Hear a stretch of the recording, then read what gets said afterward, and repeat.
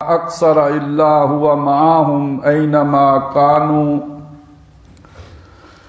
ثم ينبئهم بما عملوا يوم القيامة ان اللہ بكل شيء علیم. الم تر الى الذين نهوا عن النجوى ثم يعودون لما نهوا عنه ويتناجون بالاثم والعدوان ومعصية الرسول واذا جاءوك حيوك بما لم يحيك به الله ويقولون في أنفسهم لولا يعذبنا الله بما نقول حسبهم جهنم يصلونها فبئس المصير. يا أيها الذين آمنوا إذا تناجيتم فلا تتناجوا بالإثم والعدوان ومعصية الرسول وتناجوا بالبر والتقوى واتقوا الله الذي إليه تحشرون. انما النجوى من الشيطان ليحزن الذين آمنوا وليس بضارهم شيئا إلا بإذن الله وعلى الله فليتوكل المؤمنون. يا أيها الذين آمنوا إذا قيل لكم تفسحوا في المجالس فافسحوا يفسح الله لكم وَإِذَا قِيلَ انشُزُوا فَانشُزُوا يَرْفَعِ اللَّهُ الَّذِينَ آمَنُوا مِنكُمْ وَالَّذِينَ أُوتُوا الْعِلْمَ دَرَجَاتٍ وَاللَّهُ بِمَا تَعْمَلُونَ خَبِيرٌ. يَا أَيُّهَا الَّذِينَ آمَنُوا إِذَا نَاجَيْتُمُ الرَّسُولَ فَقَدِّمُوا بَيْنَ يَدَيْ نَجْوَاكُمْ صَدَقَةً ذَلِكَ خَيْرٌ لَكُمْ وَأَطْهَرُ فَإِن لَّمْ يَجِدُوا فَإِنَّ اللَّهَ غَفُورٌ رَّحِيمٌ. أَأَشْفَقْتُمْ أَن تُقَدِّمُوا بَيْنَ يَدَيْ نَجْوَاكُمْ صَدَقَاتٍ فَإِذْ لَمْ تَفْعَلُوا وَتَابَ اللَّهُ عَلَيْكُمْ فَأَقِيمُوا الصَّلَاةَ وَآتُوا الزَّكَاةَ وَأَطِيعُوا اللَّهَ وَرَسُولَهُ واللہ خبیر بما تعملون. صدق اللہ العظیم. رب اشرح لی صدری ویسر لی امری واحلل عقدۃ من لسانی یفقہوا قولی. اللہم الہمنا رشدنا واعذنا من شرور انفسنا. اللہم ارنا الحق حقا وارزقنا اتباعہ وارنا الباطل باطلا وارزقنا اجتنابہ. اللہم وفقنا لما تحب وترضى آمین یا رب العالمین. سورہ مجادلہ کی آیات 7 تا 13 کی تلاوت آپ نے سماعت فرمائی ہے اور انہی آیات پر سورہ مجادلہ کا دوسرا رکوع مشتمل ہے. پورے رکوع کی میں نے تلاوت اس لیے اکٹھی کر دی کہ اس میں کچھ مجلسی آداب آئے ہیں. بظاہر مجلسی آداب ہیں، حقیقت میں کچھ اہم تحریکی مسائل زیر بحث آئے ہیں. ان میں سے اہم ترین جو ہے وہ نجوہ ہے. نجوہ کیا ہے اور اس کی حقیقت کیا ہے، اس پر ہم آج گفتگو کریں گے.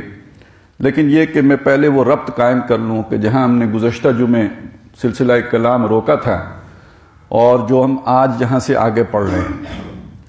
آخری جملہ تھا واللہ علی کل شیء شہید، اور اللہ تعالیٰ ہر شے کے اوپر گواہ ہے. اور میں نے اس میں ذرا اضافہ کر دیا تھا اپنے محاورے کے اعتبار سے کہ جیسے کوئی چشمدید گواہ ہوتا ہے. اور اس سے مراد کیا ہے؟ مراد یہ ہے کہ جو بھی اللہ تعالیٰ نے انتظام کیا ہے کہ فرشتے ہیں، حساب کتاب لکھتے ہیں، تو وہ فرشتوں کا لکھنا بھی در حقیقت انسان پر اتمام حجت کے لیے ہے. یہ اللہ کی ضرورت نہیں ہے. اس کا ایک تقابل کر لیں کہ دنیا میں حکومتیں ہوتی ہیں، اللہ بھی بادشاہ ہیں، دنیا میں بھی بادشاہ گزرے ہیں، آج بھی دنیا میں حکومتیں ہوتی ہیں، وہ کسی کے خلاف جب کارروائی کرتے ہیں تو بہرحال جو خفیہ والوں کی رپورٹیں ہوتی ہیں انہی کی بنیاد پہ ہوتی ہیں کارروائی. آپ ایک ادارہ بنا لیتے ہیں, CID ہوتی تھی, اس نے رپورٹ دے دی. پھر معلوم ہوا کہ بعض اوقات جو ہے کہ وہ حلدار صاحب رپورٹ لکھتے ہوئے کچھ مبالغہ آمیزی بھی کر جاتے ہیں. انہوں نے کوئی ناول پڑھا ہوتا ہے تو اس کو کٹ کاپی پیسٹ بھی کر دیتے ہیں, جبکہ وہ واقعات ہوئے ہی نہیں ہوتے.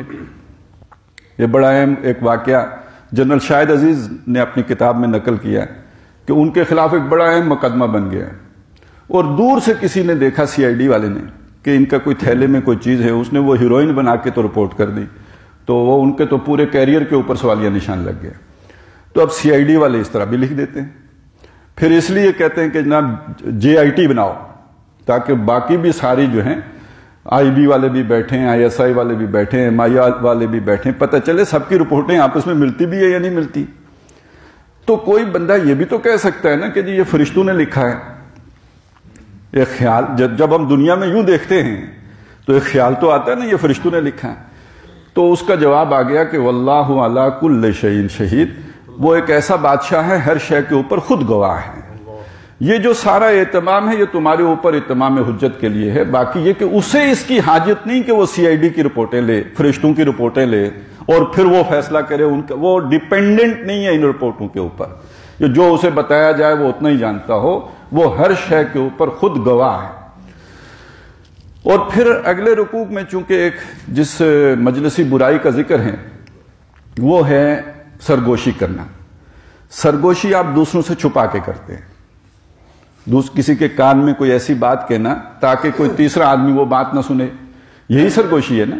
یا یہ کہ اس کی دوسری صورت یہ ہوتی ہے کسی سے خفیہ مشاورت کرنا, اس میں بات تو آپ بے شک اونچی آواز میں کر رہے ہوں لیکن یہ کہ آپ چھپ کر کسی ریموٹ جگہ پہ بیٹھ کے آپ بات کرتے ہیں, تو وہ بھی گویا اسی ذیل میں آ جائے گا. چپکے سے بات کرنا, چھپ کے بات کرنا, سرگوشی کرنا. تو انسانوں سے آدمی چھپ گیا, باقیوں سے وہ منقطع ہو گیا, لیکن یہ کہ فرشتے تو ریکارڈ کر ہی رہے ہیں, لیکن ساتھ ہی واللہ علی کل شیء شہید, اللہ تعالیٰ بھی ہر شے کے اوپر گواہ ہے. اب اس کو در حقیقت متنبع کی نے کیا گیا, وہ لوگ کہ جو اللہ کے دین کے خلاف سرگوشیاں کرتے ہیں, منصوبے پکاتے ہیں, اپنی اسٹریٹجی بناتے ہیں, پھر اس کو ایگزیکیوٹ کرنے کے لیے چپکے چپکے باتیں ادھر سے ادھر پہنچاتے ہیں. یہ جو سارا رویہ ہے یہ در حقیقت بغاوت کس کے خلاف ہے, یہ سازش کس کے خلاف ہے, جسے سورہ صف میں کہا گیا یریدون لیطفئوا نور اللہ بافواہہم, یہ اللہ کے نور کو اپنی منہ کی پھونکوں سے بجھانا چاہتے ہیں. یہ ان کی جو ہے حالت ہے کہ اللہ کے نور کو یعنی سازشیں کر کے اور اس طرح کی جو ہے وہ اپنی جو ہے وہ چالیں چل کے اللہ کے دین کو ناکام کرنا چاہتے ہیں. تو واللہ علی کل شیء شہید, اللہ سے تم چھپا کے کچھ نہیں کر سکتے, اللہ ہر شے کے اوپر گواہ ہے. چنانچہ اب اگلی آیت میں اسی کے ساتھ جڑ کے وہ بات آ گئی. رکوع اگلا ہے, وہ پچھلے رکوع کی آخری آیت تھی, لیکن یہ بالکل آپس میں جیسے ریل کے ڈبے جڑے ہوتے ہیں اس طرح یہ جڑے ہیں. فرمایا الم تری ان اللہ یعلم ما فی السماوات وما فی الارض, کیا تو نے نہیں دیکھا کہ بے شک اللہ تعالیٰ جانتا ہے جو کچھ آسمانوں میں اور جو کچھ زمین میں. اللہ سے تو کچھ مخفی نہیں, کچھ پوشیدہ نہیں. وہ علی کل شیء شہید ہے, ہر شے کے اوپر گواہ ہے, تو اس سے پوشیدہ کیا ہے, اس سے مخفی کیا ہے, اس سے چھپا ہوا کیا ہے. یہ تو ہمارے اعتبار سے کوئی عالم شہادہ ہے اور کوئی عالم غیب ہے, اللہ کے اعتبار سے تو عالم غیب ہے ہی نہیں, اس کے لیے سب شہادہ ہی شہادہ ہیں, سب اس کے سامنے ہیں. تو جو ہمارا جو عالم محسوس یا عالم مشہود یا عالم شہادہ جسے ہم کہتے ہیں, یہ ہمارے اعتبار سے ہے, ہماری لمیٹیشنز ہیں. اللہ تعالیٰ صفاتی اعتبار سے تو خیر سبھی مانتے ہیں کہ اللہ تعالیٰ ہر جگہ پہ موجود ہے, لیکن یہ کہ بعض لوگ, بعض علماء, لوگ سے مراد عام لوگ نہیں ہے, بعض علماء اہل علم وہ تو یہ بھی مانتے ہیں کہ وہ بنفس نفیس ہر جگہ پہ موجود ہے, اس کے وہ اپنے وجود کے اعتبار سے بھی ہر شے کے اوپر گواہ ہے اور موجود ہے. ما یکون من, اب یہ ساری تمہید تھی. واللہ علی کل شیء شہید کا تعلق پیچھے بھی جڑ جائے گا, اگلے مضمون کے ساتھ بھی جڑ جائے گا. اور اگلے مضمون کے لیے جو بات کہی تمہیداً, ذہن کھولنے کے لیے, تمہیں پتہ نہیں اللہ تعالیٰ وہ ہے جو جانتا ہے جو کچھ آسمانوں میں اور جو کچھ زمین میں ہے. تو جب وہ سب کچھ جانتا ہے تو اب اگلی بات کیا ہے ما یکون من نجوا ثلاثۃ الا هو رابعہم، وہ نہیں ہوتے اپنے نجوے میں 3 مگر چوتھا وہ ہوتا ہے، ولا خمسۃ، اور 5 نہیں ہوتے، الا هو سادسہم، مگر چھٹا وہ ہوتا ہے، ولا ادنا من ذالک، نہ اس سے کم۔ 2 آدمی بھی تو آپس میں سرگوشی کر سکتے نا، 3 کا ذکر آیا تو ادنا اس سے کم یعنی 2، ولا اکثر 6 یا اس سے زیادہ، 5 یا اس سے زیادہ، وہ جتنے بھی 100 بندے کا جتھا بیٹھا، کوئی آپس میں جو ہے وہ خفیہ مشاورتیں کر رہا ہوں تو وہ نہیں ہوتے اس سے زیادہ، الا ہوا معہم، مگر وہ ان کے ساتھ ہوتا ہے، اینما کانو، جہاں کہیں بھی وہ ہوں، وہ مسجد میں بیٹھ کے کر رہے ہوں، یا شراب خانے میں بیٹھے ہوں، یا ہوٹل میں بیٹھے ہوں، کسی جو ہے وہ ٹی شاپ پہ بیٹھے ہوں، یا یہ کہ کسی صحرا میں بیٹھے ہوں، کسی جہاز کے عرشے پہ ہوں،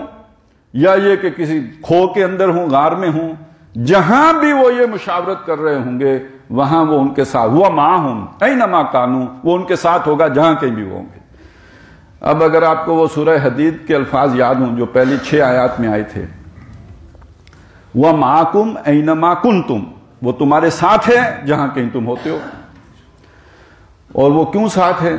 اس لیے ساتھ ہے کہ وَالْأَوَّلُ وَالْآخِرُ وَالظَّاهِرُ وَالْبَاطِنُ، اول بھی وہی، آخر بھی وہی، ظاہر بھی وہی، باطن بھی وہی۔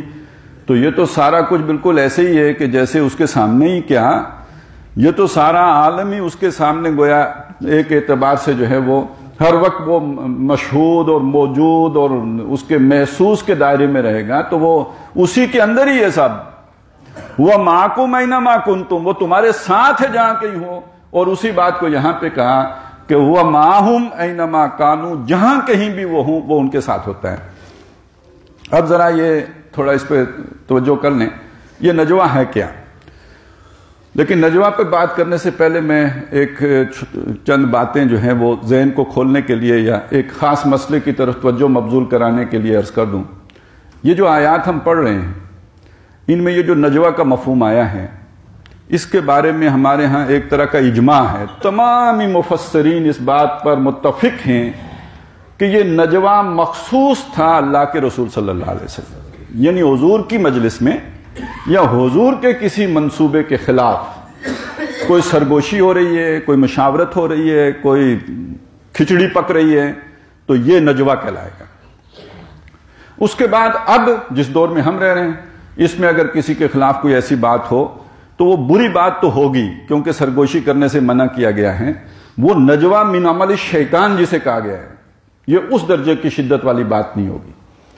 پھر یہ کہ حضور صلی اللہ علیہ وسلم کی جو حیثیت، یہاں معصیت الرسول کے الفاظ بھی آئے ہیں، اذا ناجیتم الرسول کے الفاظ بھی آئے ہیں، تو یہ تو وہ اس موقف کی تائید کرتا ہے کہ یہ نجوہ در حقیقت رسول ہی کے لیے خاص تھا۔ لیکن اس کے برعکس بھی ایک بات ہے اور بالکل متضاد بات ہے، وہ یہ ہے کہ جب پچھلی صدی میں ہمارے ہاں احیائی تحریکیں اٹھی، دین کے احیاء کی تحریکیں، کہ یہ تو دین کامل ہے، یہ محض رسومات یا عبادات کا دین نہیں ہے، یہ تو کل نظام زندگی کے اوپر اپنا غلبہ چاہتا ہے، اور آج مغلوب ہے، انگریز کا قانون چل رہا ہے، اسے غالب کرنے کے لیے اسی طرح جد و جہد کرنی پڑے گی جیسے محمد الرسول اللہ اور ان کے ساتھیوں نے کی صلی اللہ علیہ وسلم اور رضوان اللہ تعالی علیہ اجمعین۔ تو جب اسی طرح جد و جہد کی جائے گی تو وہ سارے مراحل بھی پیش آئیں گے۔ آپ دین قائم کرنا چاہتے ہیں، آپ کے ساتھ جو لوگ ہیں وہ پھر یہ غلطیاں بھی کریں گے جو حضور کے ساتھ ہی کرتے تھے، جس طرح کی کمیاں وہاں پہ تھیں ویسی کمیاں یہاں بھی ظاہر ہوں گی۔ لہذا یہ جو احیائی تحریکیں اٹھی انہوں نے پھر نجوہ کا یہ معنی بھی لیا کہ آج اگر کوئی امیر جماعت ہے، آج اگر کوئی ایک تحریک کا قائد ہے، اس کے خلاف جو منصوبے پکائے جا رہے ہوں گے، اس کے خلاف جو کھچڑی پک رہی ہوگی، انسان ہونے کے ناطے بہرحال اس کے خلاف بھی تو لوگوں کے جذبات ہو سکتے ہیں، تو اس طرح کی جو سازشیں ہو رہی ہوں گی، اس کی ٹانگ کھینچنے کی جو کارروائی ہو رہی ہوگی، تو یہ آیات اور یہ مقامات در حقیقت رہنمائی فراہم کریں گے، اور یہ گویا پھر ان کا اطلاق اس صورتحال پر بھی ہو جائے گا۔ یہ دو بالکل ایک مختلف آراء میں نے آپ کے سامنے دی۔ اس معاملے میں بہرحال ایک صورت یہ رہی، میں اس کی تاریخی طور پر حوالہ بھی دے دوں کہ سب سے پہلے جماعت اسلامی کے بانی سید ابو العلا مودودی رحمۃ اللہ علیہ نے اس موقف کا اظہار کیا۔ بعد میں جب کچھ لوگ 1957 میں جماعت اسلامی سے علیحدہ ہوئے اور وہ بھی علماء میں سے تھے، تو انہوں نے کہا کہ ان کا یہ تصور جو نجوہ کا ہے یہ امت کے مجمع علیہ موقف سے ہٹ کر ہے. انہوں نے نجوہ کا غلط معنی لیا ہے.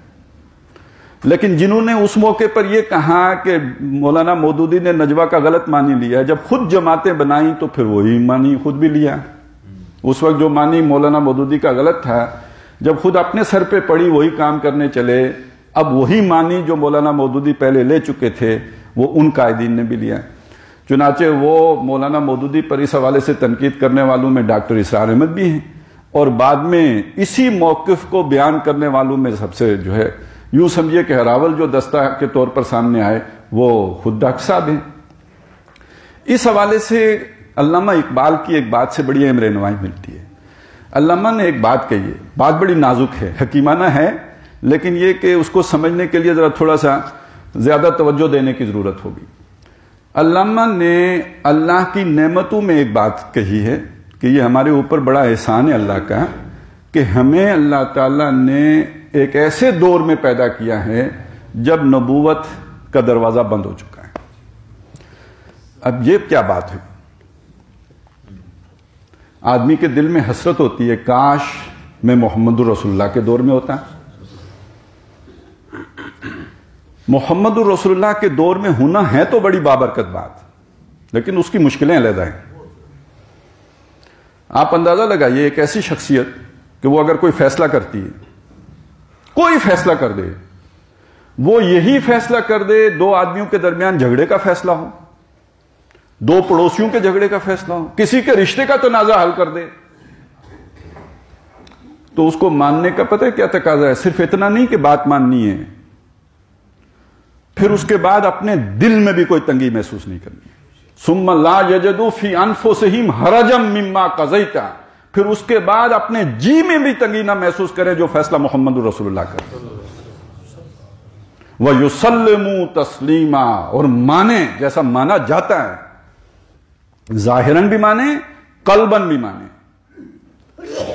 دوسری طرف انسان ہے، اور خاص طور پر وہ انسان کہ جس کو اللہ تعالیٰ نے ایک تنقید کرنے والا ذہن بھی دیا. دنیا میں کام انہی لوگوں نے کیا ہے جو ایک ناقدانہ ذہن رکھتے ہوں.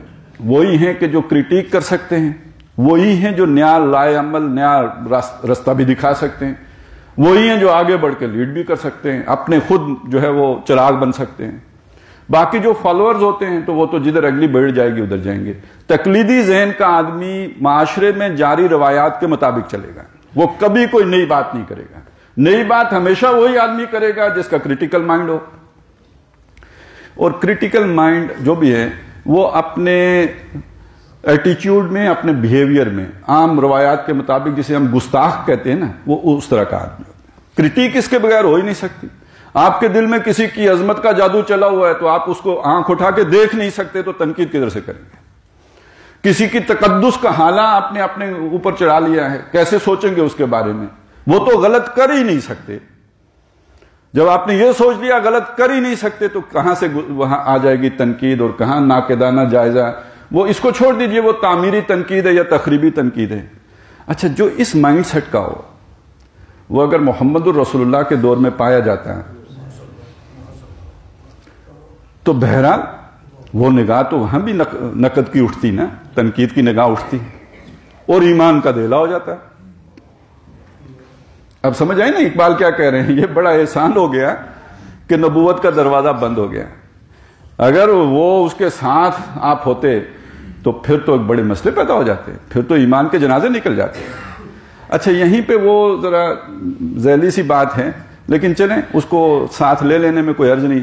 ہمارے ہاں کچھ لوگ ہیں نا، کچھ کے بارے میں کہتے ہیں وہ گستاخ ہے، تو اس سے مراد یہ نہیں ہوتی کہ محمد الرسول اللہ کا گستاخ ہے. ایک رویہ ہے، وہ والدین کو بھی اس نظر سے دیکھے گا، وہ اولیاء کو بھی اسی نظر سے دیکھے گا، وہ ہر کسی کو اس نظر سے دیکھے گا، یعنی ناقدانہ نظر سے دیکھے گا. تو وہ لوگ کے جو تقدس کا حالہ بنانے والے ہوتے ہیں ان کو وہ گستاخ لگتا ہے. اب آئیں اس طرف کہ اللہ تعالیٰ نے جو نبوت کو آ کے ایک جگہ پہ اس کو ختم کیا ہے، اپنے یوں سمجھے کہ تکمیل تک پہنچا کے اس کو ختم کر دیا، تو اس میں ایک پہلو تو یہ ہے کہ مکمل ہو گئی. اور اس کا دوسرا پہلو کیا ہے؟ دوسرا پہلو یہ ہے کہ اللہ تعالیٰ نے انسان کی رہنمائی کے لیے جو ایک سلسلہ شروع کیا تھا وہ آ کے ایک جگہ پہ موقوف کیا، روکا، تو اس کا مطلب یہ ہے اب اسے انسان پر اعتماد بھی ہو گیا ہے کہ اسے مزید رہنمائی کی اب ضرورت نہیں ہے، یہ جو دے دی ہے یہ اس کے لیے کفایت کرے گی، اور یہ اب اتنا باشعور ہو گیا ہے کہ یہ تھوڑے بہت ٹکریں کھا کے کوئی ہٹ اینڈ ٹرائل سے صراط مستقیم ہی پر آ جائے گا واپس۔ یہ ایک اعتماد بھی ہے۔ تو اقبال نے وہ بات بھی کہی ہے جو میں نے پہلے عرض کی کہ اللہ کا احسان ہے، اور یہ بات بھی کہی ہے کہ اللہ کا نوع انسانی کے اوپر اعتماد ہے کہ اس نے اب نبیوں کا سلسلہ موقوف کر دیا ہے، کیونکہ نبی آتے تھے، آ کے سمجھاتے تھے نا، جو غلطیاں ہو گئی وہ ٹھیک کرتے تھے، تو اس کا مطلب ہے اب اتنی غلطیاں نہیں ہوں گی کہ نبی بھیجنا پڑے ٹھیک کرنے کے لیے، ایک اعتماد بھی ہے۔ تو یہ چند چیزیں تھیں جو اقبال کے حوالے سے آ گئی، اب ان کو اپلائی کیجئے، یہاں کچھ نتائج نکلیں گے۔ پہلی اصولی بات، وہ اطاعت جو محمد الرسول اللہ صلی اللہ علیہ وسلم کے لیے خاص تھی اب تا قیامت کسی کے لیے نہیں ہوگی، وہ حقوق کسی کو حاصل نہیں ہوں گے جو محمد الرسول اللہ کو حاصل تھے۔ اب کوئی شخص تنقید سے بالا تر نہیں ہے، اور یہ جس اللہ نے انسان کو بنایا ہے نا، وہ لوگ حضور کے دور میں بھی تھے جن کے دل میں ایسی بات آ جاتی تھی۔ ایک حضور سے کہا گیا، حضور عجیب عجیب خیال آ جاتے ہیں، وسوسے آتے ہیں، اور بیان کرنے سے اپنے کو آگ میں جلا لینا بہتر سمجھتا ہوں۔ تو حضور نے کہا واقعی ایسی بات ہوتی ہے کہ ان کو زبان پر لانے سے تم بہتر یہ سمجھتے ہو کہ آگ میں جل مروں؟ تو کہا ہاں ایسا ہی ہوتا ہے۔ فرمایا یہ ایمان ہے۔ تو معلوم ہوا وسوسے کے درجے میں خیال وہاں بھی آ جاتا تھا۔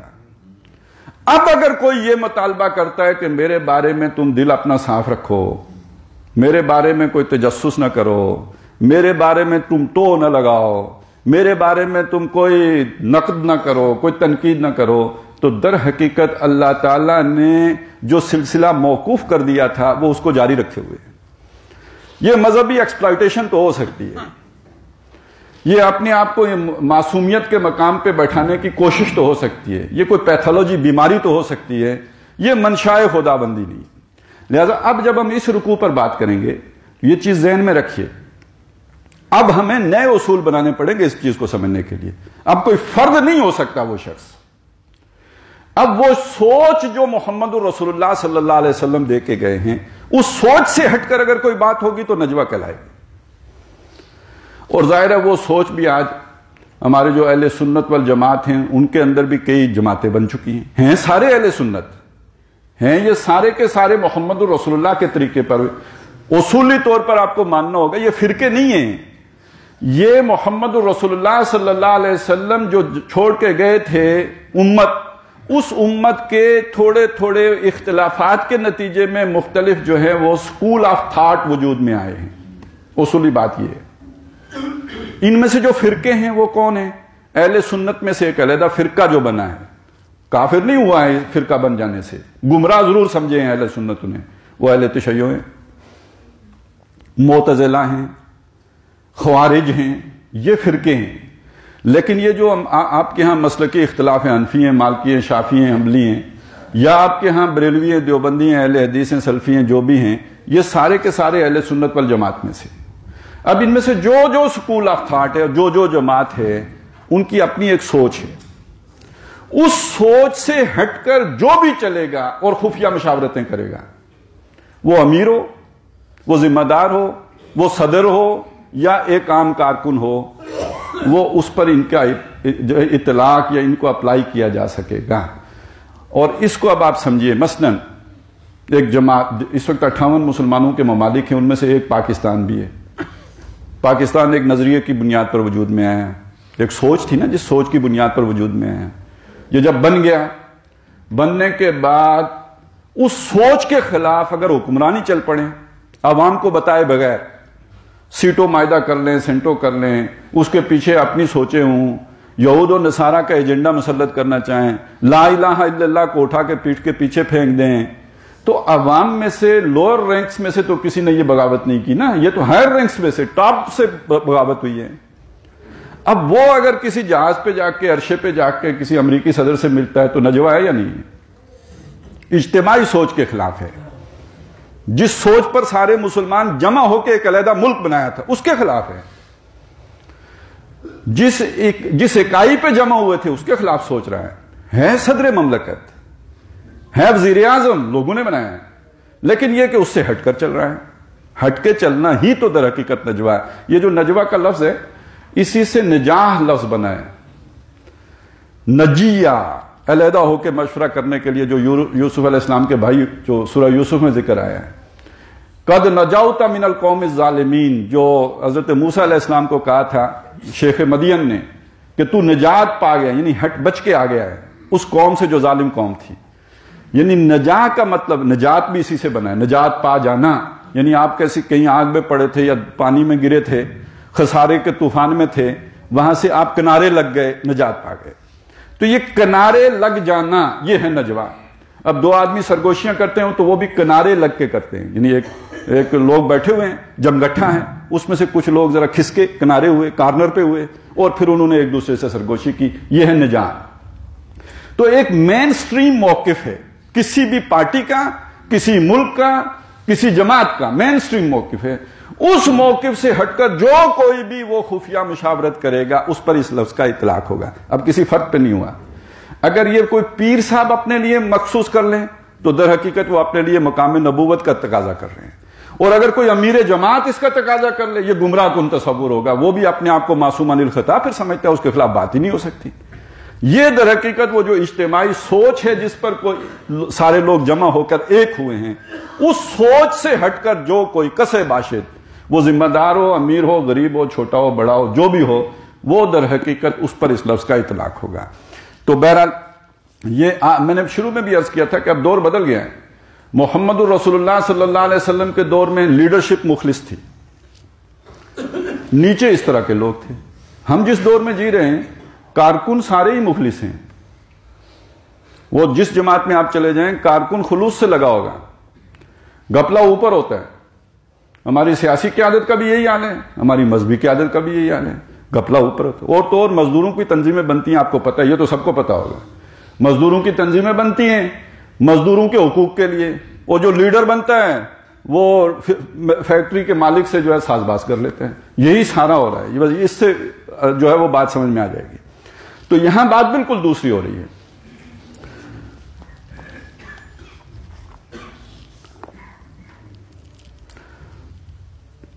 تو اب وہ تین آدمی بیٹھ کے نجوہ نہیں کرتے، خفیہ مشاورت نہیں کرتے، وہ تین لور والے ہوں، کوئی عام کارکن ہوں جو اپنی امیر کے خلاف یا جو اجتماعی فیصلہ ہوا ہے اس کے خلاف کوئی آپس میں گفتگو کر رہے ہوں، وہ نجوہ ہوگا، اور 5 ہوں یا اس سے زیادہ ہوں یا اس سے کم ہوں، اور یہ اگر کوئی کابینہ کا اجلاس ہی ہو رہا ہو لیکن اس اجتماعی موقف سے ہٹ کر ہو رہا ہو تو یہ نجوہ ہی ہوگا، بے شک کابینہ کا اجلاس ہے۔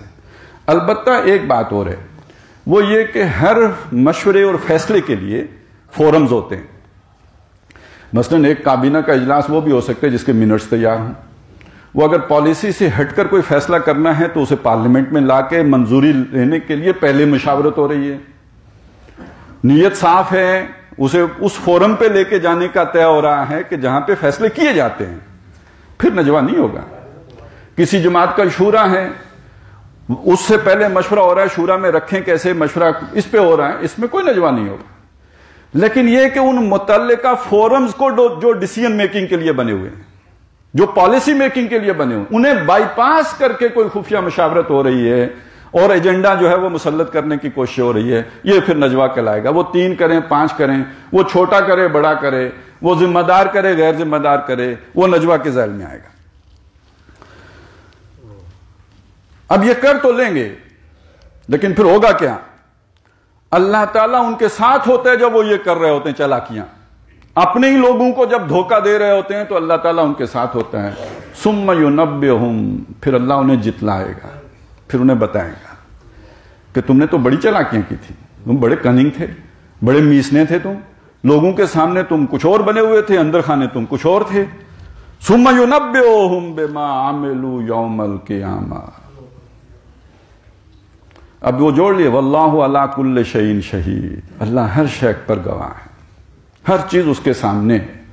اب دیکھ لیجئے، الم ترى ان اللہ یعلم ما فی السماوات و ما فی الارض، تو اس کا نتیجہ کیا نکلے گا؟ اللہ انہیں خود بتائے گا تم نے کیا کیا تھا، کیسے وہ جوڑ توڑ کیا تھا، کیسے ساز باز کی تھی، بدلے میں کیا دیا تھا، سب اللہ کو معلوم ہے، کچھ اس سے چھپا ہوا نہیں ہے، پنہا نہیں ہے۔ ان اللہ بکل شیء علیم، بے شک اللہ تعالیٰ ہر شے پر باخبر ہے، اسے ہر شے کا علم ہے۔ اب اس کے بعد جو بات آ رہی ہے یہ خاص نبی اکرم صلی اللہ علیہ وسلم کی مجلس کے لیے ہے، لیکن اس میں بھی ایک سبق ہے۔ فرمایا الم تر الی الذین نہوا عن النجوی، تم نے نہیں دیکھا ان لوگوں کو جنہیں منع کیا گیا تھا خفیہ مشاورتیں کرنے سے، چپکے سے باتیں کرنے سے، یا یہ کہ آپس میں جو ہے خفیہ طور پہ مشورے کرنے سے، جنہیں روک دیا گیا تھا۔ یہ کب روکا گیا تھا؟ سورہ نساء میں اس کا ذکر ہے کہ ان کو کہا گیا کہ لا خیر فی کثیر من نجواہم، ان کے اکثر جو وہ آپس میں خفیہ مشاورتیں کرتے ہیں اس میں کوئی خیر نہیں ہے۔ ہاں الا بصدقۃ او معروف او امر بالتقوی او بالاصلاح، سوائے اس کے کہ کوئی آپس میں کسی کو صدقہ کرنے کی بات کرے، آپ کسی کو جا کے ملے ہیں، فلاں آدمی بیمار ہے، آپ اس بیمار کی مدد کر دیجئے، اس کے گھر میں روٹی نہیں ہے، دانا پانی نہیں ہے، علاج ہو جائے گا۔ اب یہ بھی جا کے چپکے سے بات کرنی پڑے گی نا، جو خوشحال آدمی ہے اور اس کو آپ بتائیں گے کہ فلانے آدمی کا یہ مسئلہ ہے، آسودہ حال آدمی کو، تو وہ چپکے سے جا کے بات ہے وہ بھی نجوہ، لیکن یہ وہ نجوہ ہے جو پسندیدہ ہے، جس میں خیر ہے، جس میں برکت ہے، جس میں بلائی ہے۔ اسی طرح وہ نجوہ جو کسی نیکی کے حکم کے لیے ہو، کسی کو سمجھایا جائے نماز پڑھو، یہ بھلا کام کرو، یا کسی برے کام سے روکنے کے لیے ہو، او باصلاح، یا یہ کہ اس کے لیے ہو کہ دو آدمی لڑ پڑے ہیں، ان میں بھی آپ کو کبھی راضی نامہ کرانا ہو تو ایک کے پاس جاتے ہیں، اکیلے بات کرتے ہیں، دوسرے کے پاس جاتے ہیں، بلکہ اس میں تھوڑا بہت آپ اگر کچھ توریہ بھی کر لیں تو اس کی بھی اجازت ہے، ایک کی بات آپ کوئی گول مول کر گئے، دوسرے کو وہ بات نہیں پہنچائی، اس کی بھی آپ کے لیے جو ہے وہ اس میں اجازت دی گئی ہے۔ تو یہ وہ نجوہ ہے جس میں خیر ہے، یہ وہ نجوہ ہے جس میں بھلائی ہے، جس میں برکت ہے، لیکن ان کے نجوے میں کوئی برکت نہیں ہے، اور یہ پہلے بتا دیا گیا سورہ نساء میں۔ اب یہاں پہ یہ کہا گیا کہ انہیں منع کیا گیا تھا نجوہ کرنے سے، ثم یعودون لما نہوا عنہ، پھر وہ اعادہ کرتے ہیں، ریپیٹ کرتے ہیں، دہراتے ہیں اس چیز کو کہ جس سے انہیں منع کر دیا گیا تھا۔ وَيَتَنَاجَوْنَ بِالْإِثْمِ وَالْعُدْوَانِ وَمَعْصِيَتِ الرَّسُولِ، اور وہ نجوہ کرتے ہیں، خفیہ مشاورتیں کرتے ہیں۔ وہاں بھی تین چیزیں تھیں، یہاں بھی تین ہی ہیں۔ وہ تین چیزیں وہ تھیں جو بہتر تھیں، یہ تین چیزیں وہ ہیں جو گھٹیا ہیں، جو گناہ کی ہیں۔ تو وہ تین کیا ہیں؟ بالاسم، گناہ کی باتوں کا مشورہ کرتے ہیں، عدوان زیادتی، تعدی، کسی کے اوپر چڑھائی کرنے کا، ومعصیت الرسول، اور رسول صلی اللہ علیہ وسلم کی نافرمانی کرنے کا، یہ ان کی مشاورتیں ہوتی ہیں۔ اور اب آئے، یہ تو خاص ہو گیا حضور صلی اللہ علیہ وسلم کے معاملے میں، لیکن یہ کہ یہ آج بھی اگر ایک فیصلہ ہو گیا اجتماعی طور پر، اس سے ہٹ کر اگر کوئی چل رہا ہو تو اور وہ آپس میں کوئی لابنگ کر رہا ہو، اس کے خلاف کوئی کھچڑیاں پکا رہا ہو، تو یہ در حقیقت ان الفاظ کا مصداق وہ بھی ہے۔ اب آئی وہ بات، اور یہ ذرا نفسیاتی حقیقت ہے جو یہاں پہ ہمارے سامنے آئے گی، کہ وہ لوگ جو مین سٹریم سے کٹے ہوئے ہوں، یعنی ایک اجتماعی موقف ہے، اس موقف سے جو لوگ ہٹ کے سوچ رہے ہوں، ان کی ذہنی کیفیت کیا ہوتی ہے، ان کے وہ دل کے اندر جو غبار ہے اپنی ہی اجتماعیت کے خلاف، اس سے قطع نظر کہ وہ کسی عہدے پر فائز ہیں یا یہ کہ لوور رینکس میں، اس سے چھوڑ دیجئے، ہر وہ آدمی جس کے دل میں اس اجتماعی سوچ سے ہٹ کر چلنے کا مادہ پایا جاتا ہے یا سوچ پائی جاتی ہے، اس کا رویہ، اس کا طرز عمل، اس کی جو حرکتیں، وہ اس ایک جملے میں یہاں پہ آ گئی ہیں۔ فرمایا وَإِذَا جَاءُوكَ، اے نبی جب وہ آپ کے پاس آئے، ایسی سوچ والے لوگ جو اس موقف کے حمایتی نہیں ہے جو اس وقت مسلمان لے کے چل رہے ہیں۔ وہ موقف کیا تھا؟ پچھلی صورت میں آ گیا، اللہ کے دین کو قائم کرنا ہے، یہ اس کے لیے تن من دھن لگانا ہے، وہ لگانا نہیں چاہتے، وہ قربانی نہیں دینا چاہتے، وہ اپنا سب کچھ بچا بچا کے رکھنا چاہتے ہیں، جس کا وہ تو بچا بچا کے نہ رکھ، اسے تیرا آئینہ ہے وہ آئینہ کہ شکستہ ہو تو عزیز تر ہے نگاہ آئینہ ساز میں، یہ مال و اسباب بچا کے رکھنا چاہتے ہیں، تو یہ اس سوچ پر نہیں ہے۔ ان لوگوں کا رویہ کیا ہو گیا ہے؟ حیاؤ کا وہ آ کے آپ کو سلام کہتے ہیں، بما لم یحیک بہ اللہ، ان الفاظ میں جو اللہ نے جس میں سلام نہیں کیا. یہ سلام بھی میں ترجمہ کروں، دعا دینا اس کا مطلب حیا. یہ جو حیاک اللہ، اللہ تمہیں، یہ بالکل حیا وہی حیاتی، یعنی زندگی کی دوا دینا کسی کو. تو قرآن مجید میں جو اس تحیہ، یعنی اس میں ذرا وسعت آ گئی ہے، اس کے معنی کیا ہیں؟ سلامتی کی دعا دینا. اور قرآن مجید میں اللہ تعالیٰ بھی اس کا بھی ذکر ہے، جنت میں سلام دے گا، سلام قولا من رب الرحیم. اور اہل ایمان بھی انہی الفاظ میں سلام کرتے ہیں، سلامتی کی دعا دیتے ہیں. اب یہ جب لوگ آتے تھے حضور صلی اللہ علیہ وسلم کی مجلس میں، تو بجائے سلام کہنے کے یہ بیچ سے الف جو ہے اس کو لام ہٹا دیتے تھے، سام کہتے تھے.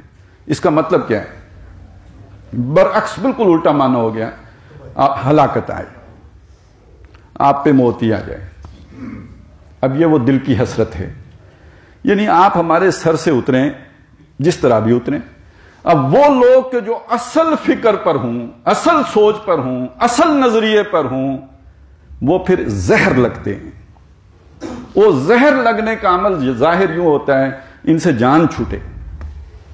یہ ہمارے سر سے اترے، انہوں نے زچ کیا ہوا ہے ہمیں، یہ ہمیں سیدھے چلنے ہی نہیں دیتے. اب ذرا اگر میری یہ بات سمجھ میں آ رہی ہے تو ہمارے جو اب صدر بیمار ہو گئے ہیں پرویز مشرف صاحب،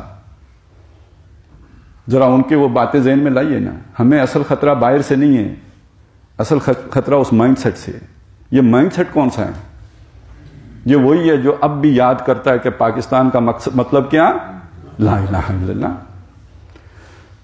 اب وہ جو انڈے بچے دے گئے تھے، اب ان سے پوری اولادیں نکل آئی ہیں، جوان ہو گئی ہیں. اب ان کی بھی یہی سوچ ہے کہ یار ان لوگوں کو کہیں ڈمپ کرنا چاہیے، ان سے کسی طرح جان چھڑانی چاہیے، یہ تو ہمارے لیے جو ہے وبال بن گئے ہیں، ان کی وجہ سے پوری دنیا ہماری دشمن ہو گئی. آپ نے ملک بنایا ہی نہیں کے لیے تھا. لیکن یہ کہ اب یہ سوچ آپ کو تنگ کر رہی ہے. آپ چاہتے ہیں کہ یہ لوگ اپنی آنکھیں بند کر لیں، آپ چاہتے ہیں یہ لوگ اپنا ملک چھوڑ کے چلے جائیں، آپ چاہتے ہیں کوئی ایسا اسٹریٹجک ویپن بن جائے کہ جو صرف ایسے ہی لوگوں کو ہٹ کرے. ابھی مصیبت یہ ہے نا، جب بم مارتے ہیں تو کولیٹرل ڈیمیج بہت زیادہ ہو جاتا ہے. آپ کسی بھی آبادی پہ ماریں گے، اللہ نہ کرے کوئی کسی جگہ پہ کوئی بم گرے، تو وہ یہ تو نہیں دیکھتا کہ فنڈامنٹلسٹ کون سا ہے، لبرل کون سا ہے، سیکولر کون سا ہے، وہ تو سب کو برابر کر دے گا. کوئی ایسا ویپن بن جائے جو صرف چن چن کے مارے فنڈامنٹلسٹ کو، تو وہ تو کل ہی استعمال ہو جائے گا. تو اسی طرح وہ اب کر تو کچھ بھی نہیں سکتے محمد الرسول اللہ کے خلاف صلی اللہ علیہ وسلم، لیکن یہ تو کر سکتے ہیں نا، زندگی کی بجائے موت کی دوا دیں. اور اب یہ ہے کہ کوئی ایسے عناصر ہوں تو ان کو ملک سے نکال دو، جلا وطن کر دو، ان کو مالٹا بھیج دو، ان کو کسی اور جو ہے گوانتانامو رخصت کر دو، ساتھ پیسے بھی کھڑے کرو، ڈالر بھی لو، یا اپنی جماعتوں سے نکال دو. انہوں نے زچ کر کے رکھا ہوا ہے ہمیں. تو یہ ہے وہ مائنڈ سیٹ، وہ سوچ، وہ جو اجتماعی سوچ سے جب ہٹ کر چلتا ہے تو ان کے دل کے اندر سچے لوگوں کے خلاف ایسا بغض، ایسا عناد، ایسی دشمنی، ایسا غیظ و غضب پیدا ہو جاتا ہے کہ پھر اور تو کچھ نہیں کر سکتے. لیکن یہ تو دعا میں تو کر سکتے ہیں کہ خدا ان کو ہمارے سر سے اتارے، یہ ختم ہی ہو جائیں تو اچھا ہے. وَيَقُولُونَ فِي أَنفُسِهِمْ، یہ ساری سازشیں کر کے، یہ حرکتیں کر کے پھر اپنے جی میں کہتے ہیں لَوْلَا يُعَذِّبُنَا اللَّهُ بِمَا نَقُولُ، جو کچھ ہم نے کہا اس پر اللہ تعالیٰ نے ہمیں سزا کیوں نہیں دی. یہ اللہ کے رسول ہیں صلی اللہ علیہ وسلم، ہم نے ان کو کہا ان کو موت آئے تو ہمیں موت کیوں نہیں آ گئی، ہمیں لقوہ کیوں نہیں ہو گیا، ہمیں فالج کیوں نہیں ہو گیا، ہماری زبان پہ چھالا کیوں نہیں پڑا. اب پتہ ہے اس کے پیچھے، اس کہنے کے پیچھے اصل بات کیا ہے؟ یہ رسول بنے ہوئے ہیں، رسول ہیں نہیں. اب یہ اگر سورہ حدید میں دیکھیں نا، وہاں پہ کیا الفاظ تھے؟ وَلَكِنَّكُمْ فَتَنْتُمْ أَنفُسَكُمْ وَتَرَبَّصْتُمْ وَارْتَبْتُمْ. سب سے پہلے تمہیں تمہارے مال و اولاد نے فتنے میں ڈالا. انما اموالکم واولادکم فتنہ، اس فتنے میں پڑے. جب اس فتنے میں پڑے تو وتربصتم، گو مگو کا شکار ہو گئے، ادھر جاؤں یا ادھر جاؤں. مذبذبین بین ذالک لا الہ ہؤلاء ولا الہ ہؤلاء، تو زبزب میں پڑ گئے، تربص میں پڑ گئے. اگلا مرحلہ کیا ہے، اگلی منزل کون سی ہے؟ شک. یہ کہاں؟ آج وہ شک کیا ہوگا؟ آج شک یہ ہوگا کہ جس حق کی خاطر ہم نے ملک بنایا تھا، یار اس دنیا آج کے دور میں وہ کہاں؟ How it's possible? کیسے ہو سکتا ہے؟ آج جب امریکہ سپر پاور ہے، اللہ کا دین غالب کرنے کی بات کرنا حماقت، پاگل پن، بے وقوفی. ناواقف لوگ، دنیا سے لا تعلق لوگ یہ بات کہہ سکتے ہیں. جو ویژنری بندہ ہے، جس نے دنیا دیکھی ہے، جس کو معلوم ہے آج کے ڈائنامکس کیا ہیں، وہ یہ بات کہاں کر سکتا ہے؟ ہیہاتا لما توعدون. کہاں ہو سکتا ہے؟ کہاں ہو سکتا ہے؟ نیور. تو معلوم ہوا شک ہی میں پڑ گیا، اپنی اصلیتی کے بارے میں شک ہو گیا. حسبہم جہنم. تو ان لوگوں کے لیے خاص طور پہ اب یہ بات ان لوگوں کے ساتھ خاص ہوگی جو محمد رسول اللہ کی محفل میں اس طرح کی باتیں سوچتے تھے کہ ان کے کا ٹھکانہ دوزخ ہے. دوزخ انہیں کفایت کرے گی، کافی ہو رہے گی ان کے لیے دوزخ. یصلونہا، اس میں جھونکے جائیں گے، اس میں ڈالے جائیں گے. یعنی اللہ سزا یہاں نہیں دیتا، چھالا یہاں نہیں پڑتا. یہ دارالامتحان ہے. تم نے جو گستاخیاں کرنی ہے کر لو، تم نے جو اہل ایمان کے خلاف منصوبے بنانے ہیں بنا لو، مخلصین کے خلاف جو بھی تم نے کوششیں کرنی ہے کر لو. اس کا حساب کتاب تو آخرت میں ہونا ہے، یہاں نقد و نقدی تو نہیں ہے. یہ ڈیفرڈ ہے. وہاں جاؤ گے تو پوچھا جائے گا، وہاں اللہ جتلائے گا، یُنَبِّئُہُم بِمَا عَمِلُوا، تب بتائے گا جو کچھ انہوں نے کیا ہوگا. تو ان کے لیے دوزخ کافی ہے جس میں جھونکے جائیں گے. فَبِئْسَ الْمَصِيرُ، تو لوٹنے کی بہت بری جگہ ہے. اللہ تعالی ہم سب کو اس سے پناہ عطا فرمائے، دوزخ سے. اور یہ کہ ان معاملات میں اگر ہم کسی بھی گروپ کے ساتھ وابستہ ہوں، اختلاف ہو، تو اس سورہ مبارکہ کے پہلی آیت میں جو ذکر آیا ہے، جاؤ مجادلہ کرو، ڈنکے کی چوٹ کہو یہ غلط ہے، میں نہیں مانتا، اور اس کے بعد قالوا سلاما، رخصتی لے لو. اندر رہ کے سازشیں کرنا، کانا پھوسیاں کرنا، سرگوشیاں کرنا، لابنگ کرنا، یہ در حقیقت وہ شے ہیں کہ پھر آپ اگر آپ کسی منصب پر ہو تو پھر عہدے انجوائے کرنے کے لیے وہاں پر ہو. اس منصوبے ہی سے آپ کو اتفاق نہیں جس کے لیے وہ جماعت بنی، تو صرف وہ عہدہ انجوائے کرنے کے لیے وہاں پہ موجود ہو. اور اگر نیچے ہو تو کوئی سازش کرنے کے لیے موجود ہو. یہ شیطانی عمل ہے. پھر اسے چھوڑو، آپ کوئی اور پکڑو، نئی بناؤ، نئی کشتی بنا لو.